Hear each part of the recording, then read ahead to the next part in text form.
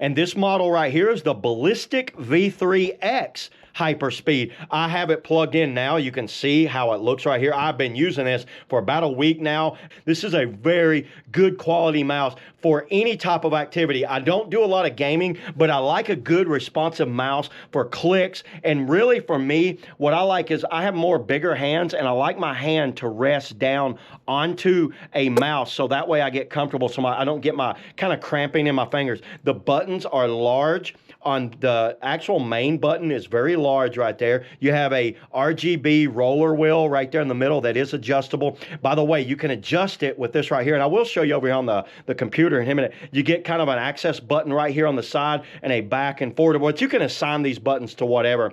You can turn it on and off right here. You can see all of the different customization. It is Bluetooth and it is 2.4 gigahertz. I have it plugged in, the little dongle plugged in.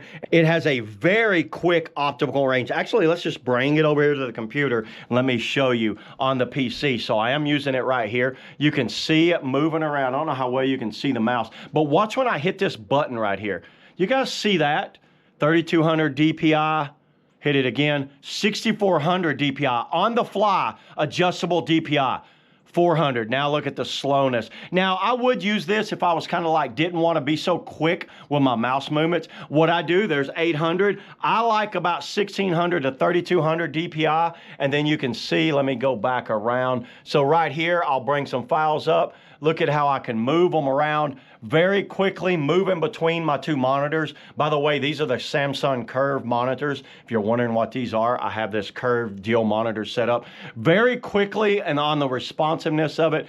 And there's some good software that comes with this. I downloaded the software and I can adjust and move all of these buttons around. It did come with a, I think it came with an Energizer battery. And check this out. This is actually just a little magnetic. Let's see if I can do this one hand.